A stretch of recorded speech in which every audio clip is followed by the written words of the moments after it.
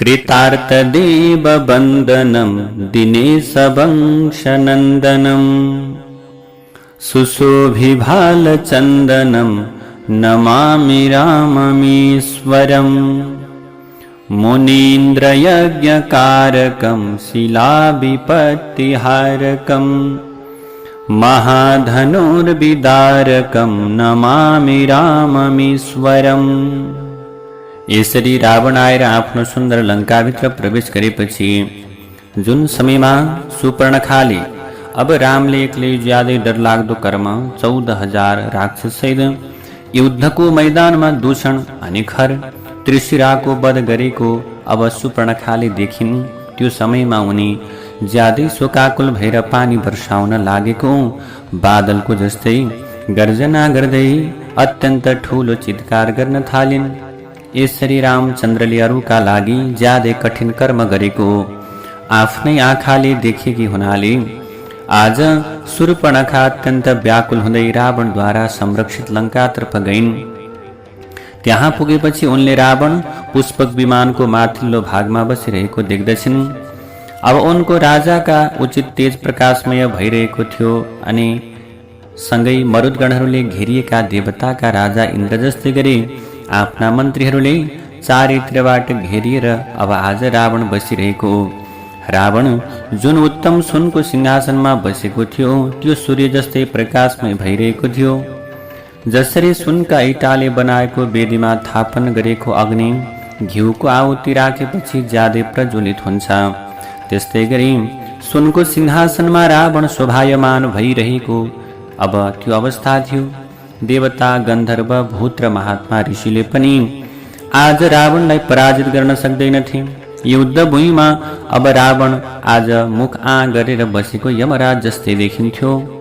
देवता र असुरको युद्ध हुँदाका समयमा आज उसको शरीरमा जुन वज्र र बिजुलीबाट प्रकट भएको अग्निले घाउ लागेको थियो ती चिन्ह अहिलेसम्म पनि विराजमान अथवा विद्यमान रहेका थिए। उसको छातीमा ऐरावत हात्तीको दारा गडिएको चिन्ह अहिलेसम्म पनि देखिन्थ्यो। उसका 10वटा टाउका र 20वटा हात थिए। उसको छाता चमर र आभूषण सहितका उपकरणहरू हेर्न लायक थिए भने उसको छाती ज्यादै विशाल ठुलो थियो। उसको शरीरको त्यो कान्ति लहसुनी या मणि जस्तै थियो भने उसले तताएको सुनको आभूषण लगाएको थियो। उसका हात धेरै सुन्दर, सेता दाँत, मुख धेरै ठुलो र शरीर चाहिँ रावणको पर्वत जस्तै थियो। देवताहरूसँग युद्ध गर्दाका त्यो समयमा उसका अङ्गहरूमा हजारौं विष्णुको चक्र प्रहार भएको थियो भने ठुला ठुला युद्धमा अन्य अस्त्र शस्त्रहरूको पनि चोट लागेको थियो, जसलाई देवताहरूका सबै हतियारको प्रहारले पनि टुक्र्याउन सकेका थिएनन्। त्यो अङ्गहरूले उसको अविचल समुद्रमा पनि हलचल उत्पन्न गराइदिन्थ्यो। आज उसको पर्वतमा चुचुराहरू उखलेर फ्याँकिदिन्थ्यो। रावणले देवताहरूलाई दलेर धुलो पिठो बनाइदिन्थ्यो, धर्मको जरा काटिदिन्थ्यो अनि परस्त्रीहरूको सतीत्वलाई नष्ट पारिदिन्थ्यो। यसरी रावण सबै प्रकारका अलौकिक अस्त्र प्रयोग गर्ने अनि सधैँ यज्ञहरूमा व्यवधान उत्पन्न गराउने गर्दथ्यो। एक समयको कुरा, पाताल लोकको भोगवती नगरमा गएर वासुकी सहित तक्षकलाई पराजित गरेर उनीहरूकी पत्नी प्यारी पत्नीलाई अपहरण गरेर रावणले ल्याएको थियो। यसै गरी कैलाश पर्वतमा गएर कुबेरलाई युद्धमा पराजित गरेर रावणको इच्छा अनुसार चल्ने पुष्पक विमान के गरेको रावणले खोसेर ल्याएको थियो।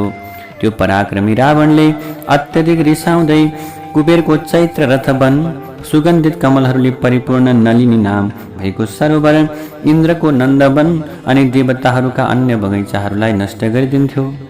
यसरी रावणले पर्वतको चुचुरो जस्तै आकार धारण गरेर शत्रुहरूलाई पीडित बनाउने चन्द्रमा र सूर्यलाई उनीहरू उदाउने समयमा आफ्नो हातले रोकिदिन्थ्यो। त्यो रावणले प्राचीन कालमा एउटा विशाल वनमा प्रवेश गरेर 10,000 वर्ष ज्यादै कठोर तपस्या गर्दै ब्रह्मालाई आफ्नो टाउकाको बलि चढाएको थियो।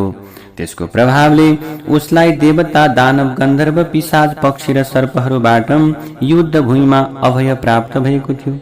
अब यसरी प्रभु दिनहरू बित्दै जाँदा उसलाई मनुष्य बाहेक अरू कसैको हातबाट आफ्नो मृत्यु हुने डर थिएन, त्रास थिएन, भय थिएन।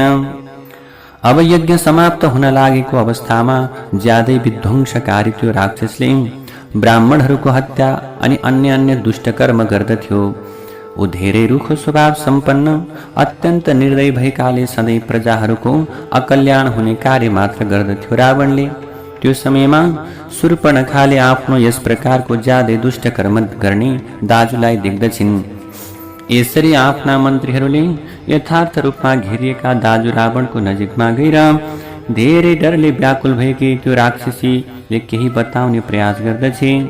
त्यो समयमा शूर्पणखा रामबाट तिरस्कृत भएकी हुनाले धेरै दुखी भएकी थिए। उसले मन्त्रीहरूका बीचमा बसेका सबै लोकलाई पीडित बनाउने रावणसँग ज्यादै कठोर वचनमा भन्दछे।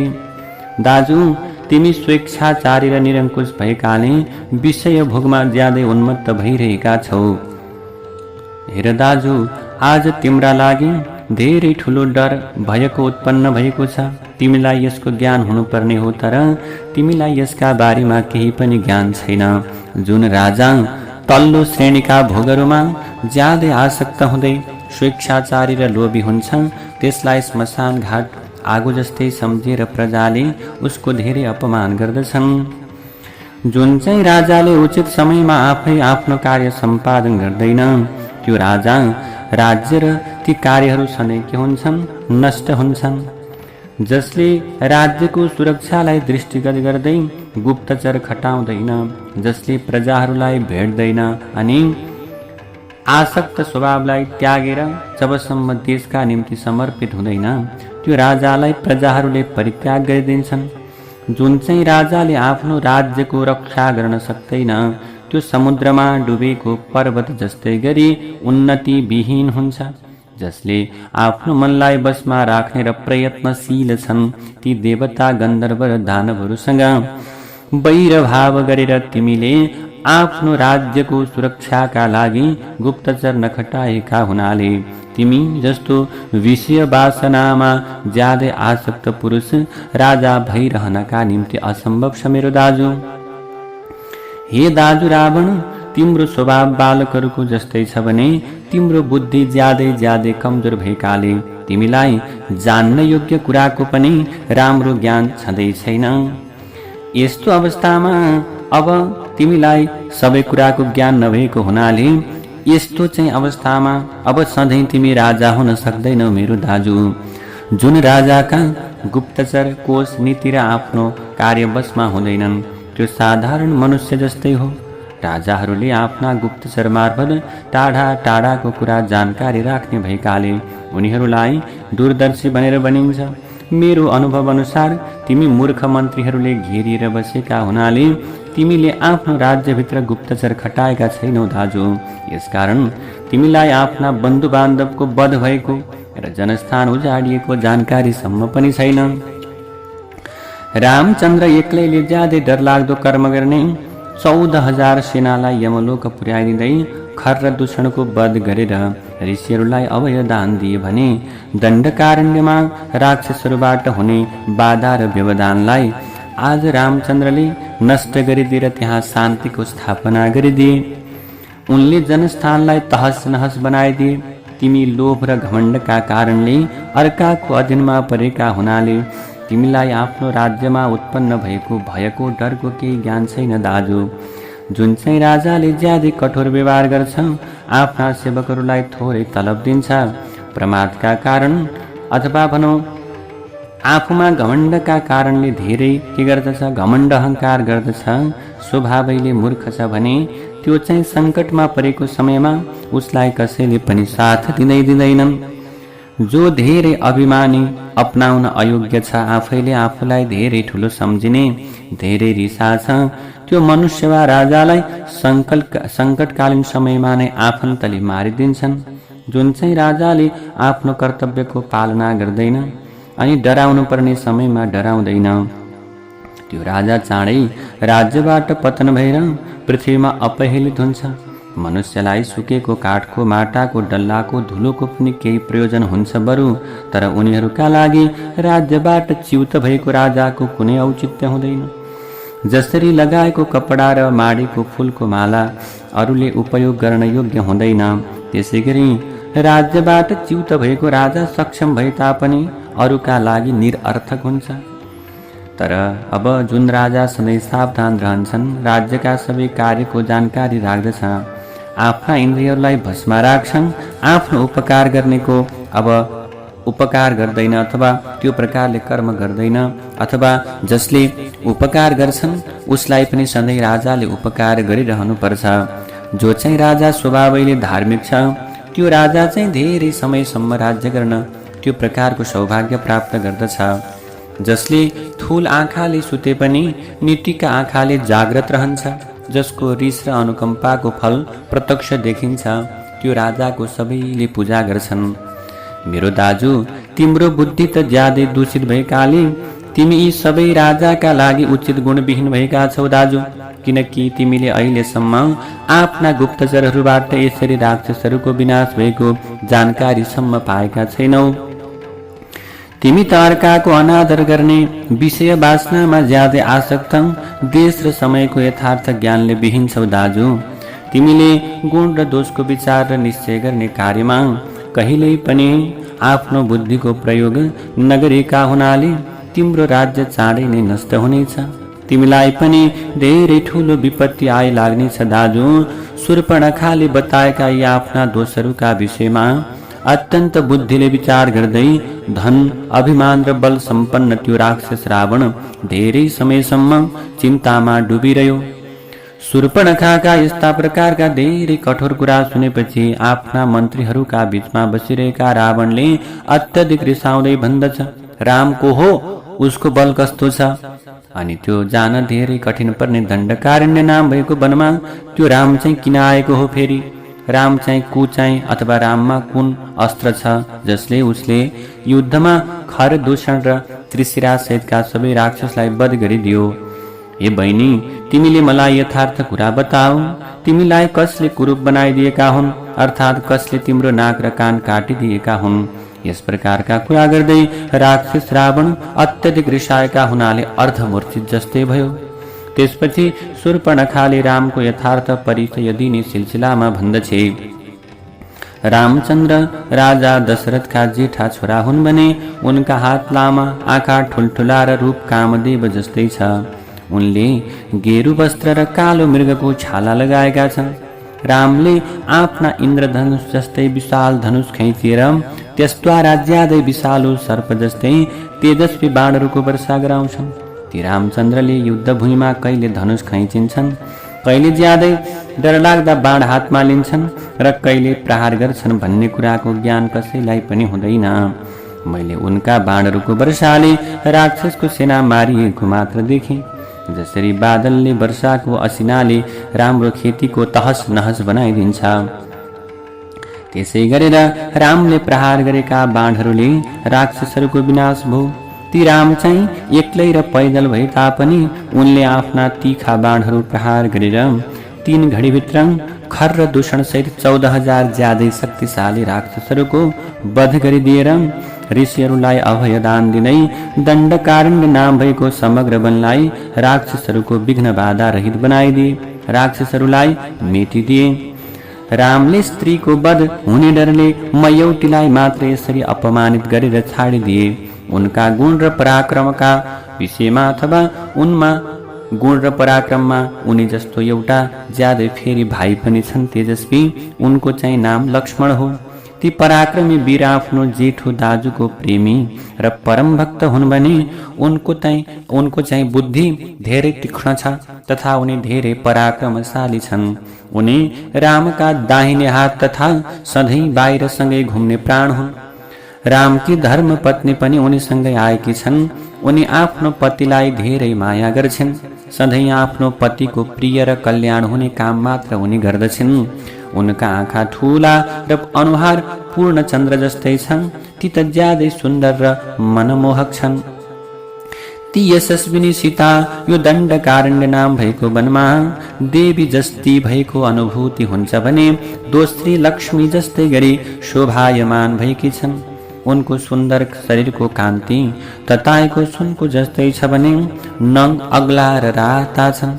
उनी सबै प्रकारका शुभ प्रकारका लक्षणले परिपूर्ण छिन्। उनका सबै अङ्ग अत्यन्त सुन्दर अनि कम्मर ज्यादै सुन्दर र पातलो छ। उनी राजा जनककी छोरी हुन् भने उनको चाहिँ नाम सीता हो। देवता गन्धर्व यक्ष किन्नरहरूका स्त्रीहरूमध्ये कोही पनि उनी जस्तो सुन्दर छँदै छैन। यो संसारमा यसभन्दा पहिले मैले उनी जस्ती सुन्दरी नारी कहिल्यै पनि देखेकी थिइन। सीता जसकी पत्नी हुन् अथवा उनले ज्यादै हर्षित हुँदै अङ्कमाल जसलाई गर्छिन्, उसको जीवन समग्र लोकमा इन्द्रको भन्दा पनि धेरै भाग्यशाली हुन्छ।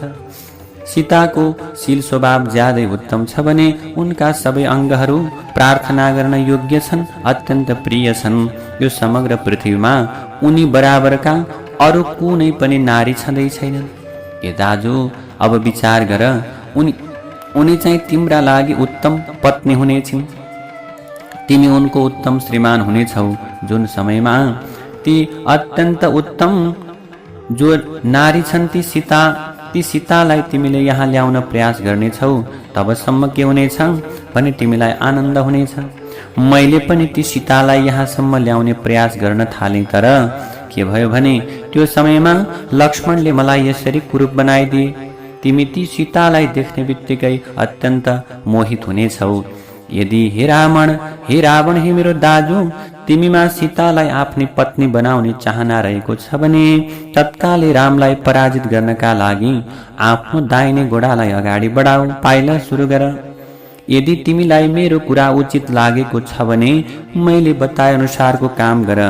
यी राम सहितको असमर्थता र आफ्नो शक्तिका विषयमा राम्ररी विचार गरेर सीतालाई आफ्नी पत्नी बनाउने प्रयास गर।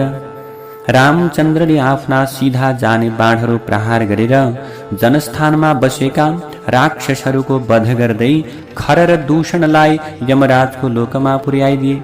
यो सबै कुरा विचार गरेर अब तिमीले आफ्नो कर्तव्य निश्चय गर्न उचित हुन्छ मेरो दाजु।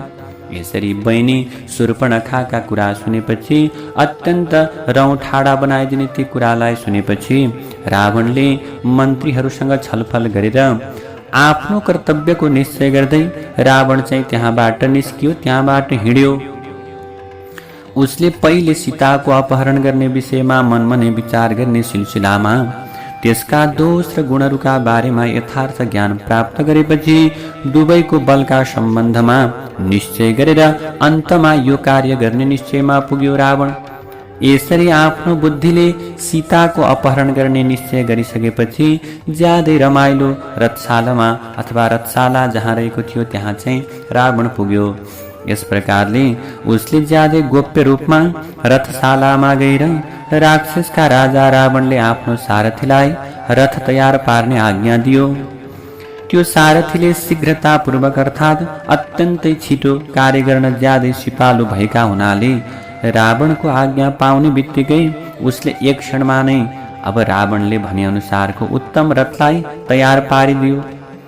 अब त्यो रथ इच्छा अनुसार हिँड्ने अनि सुनै सुनको थियो भने त्यसलाई रत्नहरूले सजाइएको थियो। अब त्यसमा सुनका विभिन्न प्रकारका गहना लगाइएको थियो। त्यो रथ पिशाचको जस्तै मुख भएको अनि गधाले तानेको थियो। रावण त्यसमा सवार भएर हिँड्यो। त्यो रथ पानी बर्साउन लागेको बादलले जस्तै गरी घर घर घर घर ध्वनि फैलाउँदै हिँड्दथ्यो। त्यसैमा त्यो रावण राक्षसहरूको राजा रावण के गर्दछ, अब त्यसैमा सवार भयो र अब रावण समुद्रको किनारमा गयो।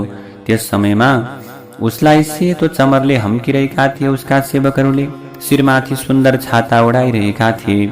उसको शरीरको कान्ति लहसुनी या मणि जस्तै निलो र कालो थियो।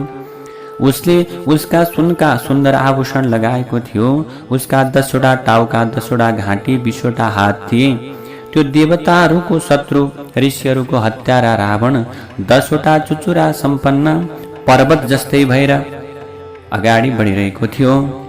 आफ्नो इच्छा अनुसार हिँड्ने रथमा सवार भएर राक्षसको राजा रावण आकाशमा बिजुलीले घेरिएको अनि बकुल्लाको पंक्तिले सुशोभित बादल जस्तै शोभायमान भइरहेको थियो। अब यसरी ऊ चाहिँ अब अगाडि बढिरहेको छ। आज त्यो ज्यादै पराक्रमी रावण चाहिँ समुद्रको किनारमा पुगेर त्यो समुद्रको शोभालाई हेर्न थाल्यो। समुद्रको त्यो किनारमा अनेकौं प्रकारका फूल सम्पन्न हजारौं रुखहरूले परिपूर्ण भएको थियो त्यो समुद्र। चारैतिर मङ्गलदायक शीतल जलले भरिएको सरोवर, वेदीले सुशोभित आश्रमले त्यो समुद्रको शोभा बढाएको थियो। त्यहाँ कतै केराको बगैँचा, कतै नरिवलको बगैँचा अत्यन्त शोभायमान भएका थिए भने साल, ताड, सुन्दर फूल सम्पन्न अन्य रुखहरूले त्यो किनार विभूषित भइरहेको थियो। यसै गरेर त्यो ठाउँको नियमित आहार गर्ने ठूला ठूला महर्षि, नाग, गरुड, गन्धर्व र हजारौं किन्नरहरूले शोभा बढाइरहेका थिए। यसरी नै काममाथि विजय प्राप्त गरेका धेरै सिद्धहरू, चारणहरू, ब्रह्माका पुत्र सन्यासीहरू अनि मास गोत्रमा उत्पन्न भएका विभिन्न प्रकारका मुनिहरू, बालखिल्य महात्माहरू, सूर्यका किरणहरूको भोजन गर्ने तपस्वीहरूले पनि त्यो समुद्रको किनार अत्यन्त सुशोभित भएको थियो। त्यहाँ अलौकिक आभूषणहरू र फूलका मालाहरू धारण गर्ने तथा खेलबाडको राम्रो ज्ञान भएका हजारौं अलौकिक रूप सम्पन्न अप्सराहरू पनि घुमिरहेका थिए भने कतिपय शोभा सम्पन्न अप्सराहरू त्यो समुद्रमा आनन्द लिइरहेका थिए। अब त्यो सिन्धुको किनारको समुद्रले, त्यो समुद्रको तेजले त्यसका छालहरूको स्पर्शका प्रभावले ज्यादै शीतल थियो। हाँस अनि कर्याङकुरुङ भ्यागुदा सबैतिर फैलिएका थिए भने सारसले त्यो समुद्रको शोभा बढाइरहेका थिए। त्यो किनारमा लहसुनी या मणि जस्तै श्याम वर्णका ढुङ्गाहरू देखिन्थे। आकाश मार्गबाट गइरहेको रावणले बाटामा सबैतिर अनेकौं श्याम वर्णका विमान, गन्धर्व र अप्सराहरूलाई देख्दछ। आफ्नो इच्छा अनुसार चल्ने विमान, आफ्नो तपस्याका प्रभावले पुण्यलोकमाथि विजय प्राप्त गरेका त्यहाँ धेरै पुरुषहरू थिए। ती विमानहरूलाई अलौकिक फूलहरूले सजाइएको थियो भने ती विमान भित्रबाट गीत र बाजाको ध्वनि आइरहेको थियो, मधुर मधुर। त्यहाँबाट अगाडि गइसकेपछि रावणले आफ्नो सुगन्धले आफ्नो नाकलाई ज्यादै आनन्दित बनाउने चन्दनको वन देख्यो र कतै अगरुको वन थियो, कतै उत्तम जातिको सुगन्धित फल सम्पन्न रुखहरूको वन थियो, कतै सतीसालका फूलहरू फुलिरहेका थिए, कतै मरिचको वन थियो, कतै समुद्रको किनारसम्म मोती फैलिएका थिए, कतै उत्तम पर्वतहरू, कतै मुगाहरू, कतै सुन चाँदीको शिखर, कतै सुन्दर र आश्चर्यजनक स्वच्छ पानीका झरना देखिन्थे, कतै चाहिँ धनधान्य सम्पन्न स्त्री रत्नले परिपूर्ण भएका तथा हात्ती, घोडा र रथहरूले व्याप्त भएका नगर देखिन्थे। यी सबै हेर्दै रावण चाहिँ अगाडि अगाडि बढ्न थाल्यो। त्यसपछि उसले सिन्धुको किनारमा एउटा स्वर्ग जस्तै अत्यन्त मनमोहक सबैतिर मैदानै मैदान भएको शीतल ठाउँ देख्यो। त्यहाँ ज्यादै कोमल स्पर्श सम्पन्न मन्द मन्द वायु चलिरहेको थियो। त्यो समुद्रको किनारमा आफ्नो ज्यादै बाक्लो छायाका कारणले कालो बादलले घटा जस्तै अनुभूति हुने एउटा बरको रुख देखियो। त्यसको फेदमा चारैतिर मुनिजनहरू, ऋषिहरू बसेका थिए भने त्यो रुखका हाँगा चारैतिर 100 योजन फैलिरहेका थिए। त्यो त्यही रुख थियो जसको हाँगामा कुनै समयमा एउटा ज्यादै विशाल शरीर सम्पन्न र हात्ती र कछुवालाई लगेर गरुड तिनीहरूलाई खानका निम्ति बसेका थिए। ती पक्षीहरूमध्ये सर्वोत्कृष्ट गरुडले धेरै पातहरूले परिपूर्ण भएको त्यो हाँगोलाई अनायास रूपमा आफ्नो वजनले अथवा आफ्नो ओजनले, आफ्नो त्यो शरीरको भारले भाँचिदिएका थिए।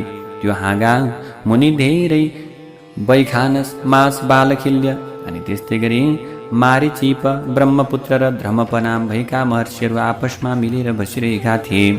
उनीहरूमाथि दया गर्दै उनीहरूको जीवन रक्षा गर्नका लागि गरुडले त्यो भाँचिएको 100 योजन लामो हाँगोसहित हात्ती र कछुवालाई तत्कालै एउटै पन्जाले समाएर आकाशमा ती जन्तुहरू खाइसकेपछि फ्याँकेको त्यो हाँगाले निषाद देशको संहार गर्यो। त्यो समयमा ती मुनिहरूको रक्षा भएकाले गरुड पनि अत्यन्त ज्यादै हर्षित भए। त्यो हर्षका कारण उनको पराक्रम 2 गुणा बढेकाले उनले अमृत लिएर आउने दृढ निश्चय गरे। त्यसपछि उनले इन्द्रलोकमा गएर इन्द्रको भवनमा लगाएका फलामको जाली भाँचिदिएर रत्नबाट बनाएको भवनलाई नष्ट गर्दै त्यहाँ लुकाएर राखिएको अमृत लिएर हिँडे। आज गरुडले भाँचेको हाँगाको त्यो चिन्ह त्यो बरको रुखमा त्यस समयमा पनि विद्यमान थियो। अब त्यो रुखको नाम चाहिँ सुभद्र बर थियो भने धेरै महर्षिहरू त्यो सुभद्र बर नाम गरेको रुखको छायामा बस्दथे। रावणले त्यो रुख देख्यो। यसै गरी नदीहरूका अधिपति समुद्रको अर्को किनारमा गइसकेपछि आज रावणले एउटा ज्यादै रमाइलो वनभित्र एकान्त ठाउँमा एउटा आश्रम रहेको देख्यो।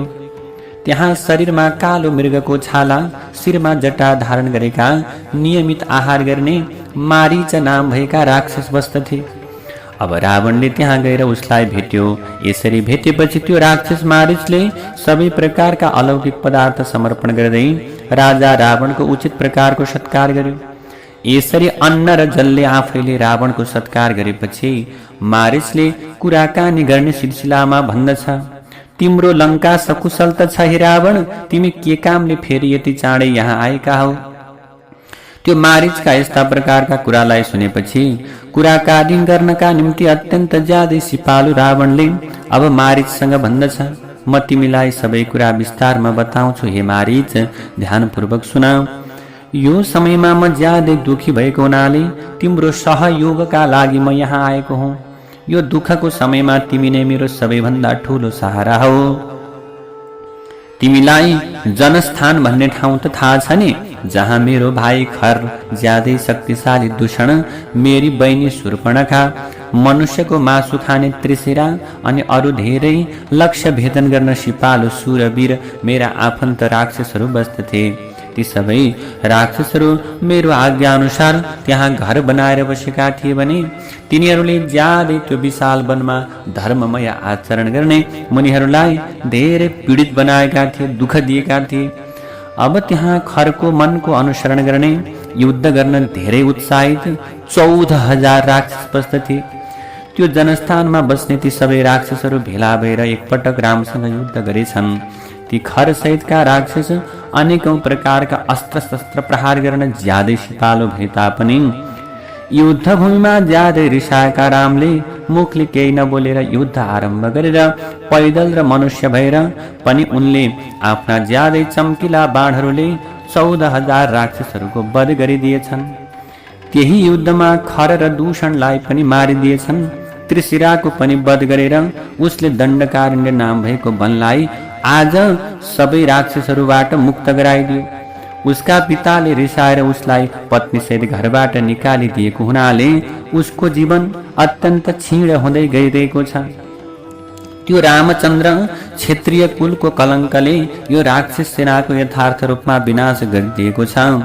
आज त्यो रामचन्द्र अब रावणले भन्दछ, शील रहित ज्यादै क्रूर रुखो स्वभाव भएको मूर्ख लोभी, त्यो इन्द्रियलाई बसमा राख्न नसक्ने अधर्मी र सबै प्राणीको अकल्याण गर्ने त्यो राम हो भन्दछ रावणले आज मारीचलाई, जसले बिना वैरभाव आफ्नो बलको घमण्ड देखाउँदै मेरी बहिनीको नाक कान काटेर मेरी बहिनीको रूप बिगारिदियो। त्यसको बदला लिनका लागि म पनि उसकी देव कन्या जस्तै सुन्दरी पत्नी सीतालाई त्यो जनस्थानबाट जबरजस्ती अपहरण गरेर ल्याउँछु। हे मारीच, तिमीले मलाई यो कार्यमा सहयोग गर। तिमी जस्तो अब अगल बगलमा रहने सहयोगी र आफ्ना भाइहरूको बलका आधारमा मैले सबै देवताहरूलाई ज्यादै तुच्छ सम्झिन्छु। हे मारीच, यसकारण हे मारीच, हे मेरो मित्र, तिमीले मलाई सहयोग गर, किनकि तिमी मलाई सहयोग गर्नका निम्ति पनि सक्षम छौ। यसै गरी पराक्रममा, युद्धमा र वीरका लागि उचित अभिमानमा तिमी बराबर अरू कोही पनि छैन मेरो मित्र। तिमी अनेकौं प्रकारका उपाय बताउन पनि सिपालु छौ अनि ठुल्ठुला माया प्रयोग गर्न पनि विशेष सिपालु छौ। यसकारण म चाहिँ तिमी भएको ठाउँमा आएको हुँ। त्यसैले तिमीले मलाई सहयोग गर्नु पर्यो। जसरी हुन्छ त्यो रामकी पत्नी सीतालाई मैले जुनसुकै तरिकाबाट पनि अपहरण गर्न सक्नु पर्यो। लौ मलाई सहयोग गर्नु पर्यो भनेर मारीचलाई रावणले बारम्बार बिन्ती गर्न थाल्यो। रामाय रामभद्राय रामचन्द्राय वेधसे रघुनाथाय नाथाय सीतायाः पतये नमः।